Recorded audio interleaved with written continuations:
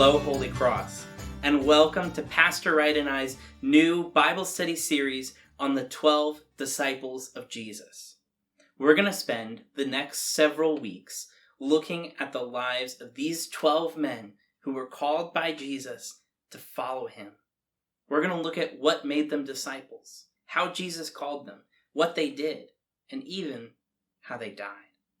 Through this study of these 12 ordinary men who were called by God, we're going to learn what it means for us to be disciples. So, let's get started.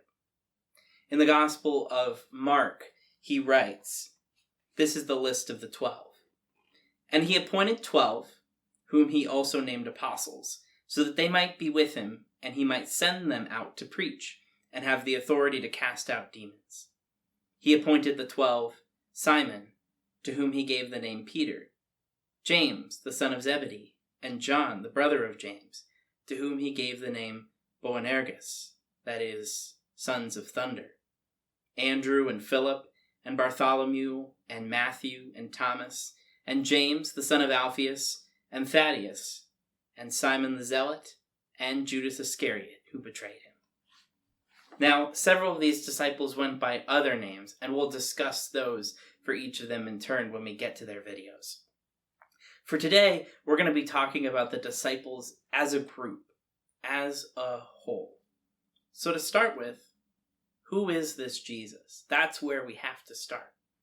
Well, Jesus is the Son of God who was sent into the world to redeem the world, that is, to buy it back for God, to save it from its sin. But Jesus would not do this mission alone.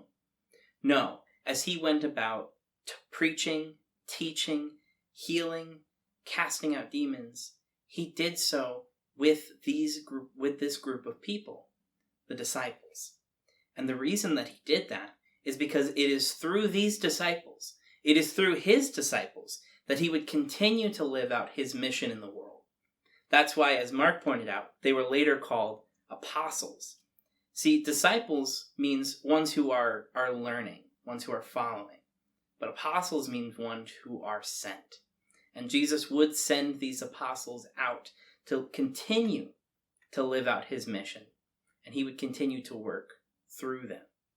So what does it mean to be a disciple anyway?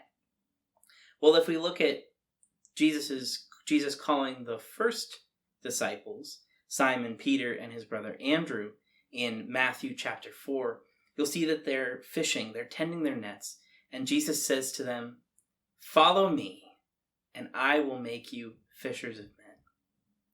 To be a disciple is to follow Jesus.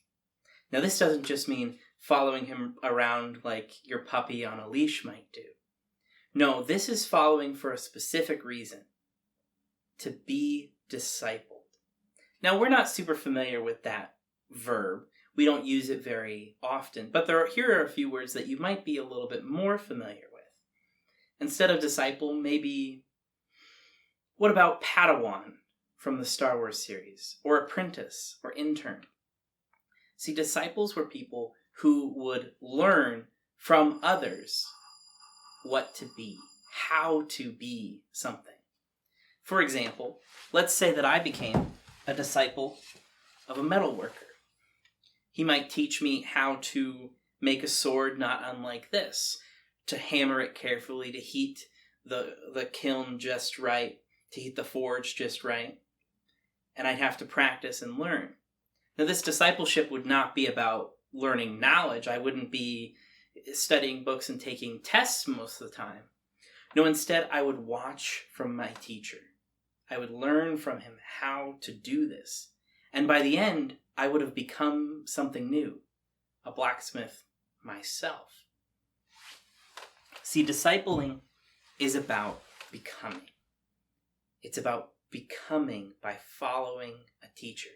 Now, discipling is not exclusive to Jesus. Jesus is not the only one who has disciples. John the Baptist has disciples. The Bible even talks about disciples of Moses. So it was not uncommon for people to have disciples, to have these followers. But Jesus called these 12 men to follow him, to follow the Son of God, to learn from him, to become something different through him. That's pretty crazy. And as they followed him, they did learn quite a bit. Not learning stuff that they would take on tests, not taking a class, but by living life with him, by living his ministry with him, by watching how he treated other people, by asking him questions, by learning from his parables. They became something different. Jesus literally called each of these 12 men to be special followers of him. But it doesn't stop just there. See, when Jesus died and rose from the dead, he came to his disciples, his 12 disciples, and he says, "All authority on heaven and on earth has been given to me.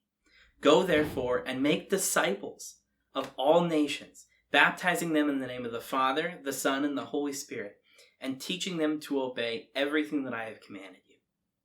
Jesus told his disciples to go out and to make more disciples, to make more people who followed Jesus, who learned from him, who became something different.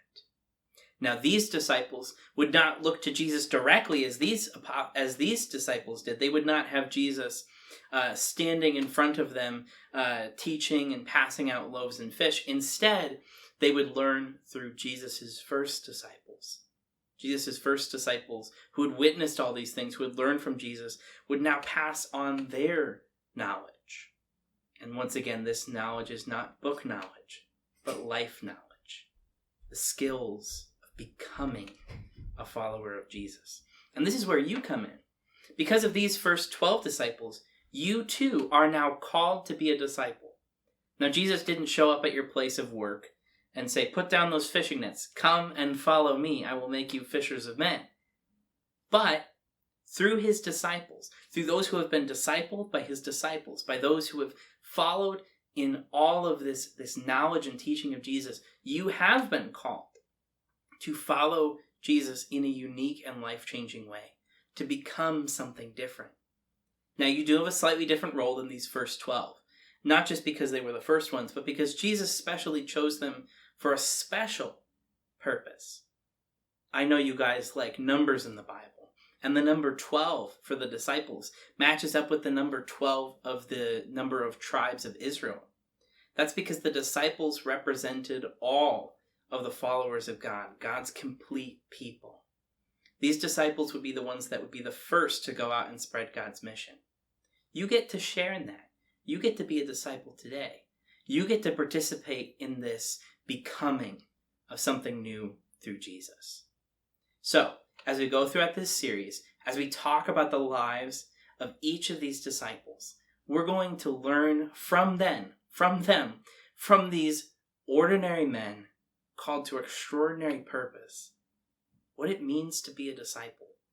We're going to see what lessons we can learn, see how they can help us become better disciples of Jesus, to learn how we too can heed Jesus' call to follow him and become something new, something different in Jesus. We look forward to it, and we'll see you then. If you enjoyed this video, be sure to like and subscribe and share with your friends so that they can follow this Bible study series as well and learn more about the disciples of Jesus. If you're wanting more right now, you can go on YouTube and look up our previous Bible study series about fire in the Bible. It's at Holy Cross Collinsville on YouTube, and there's a special playlist just for you. Be sure to check it out.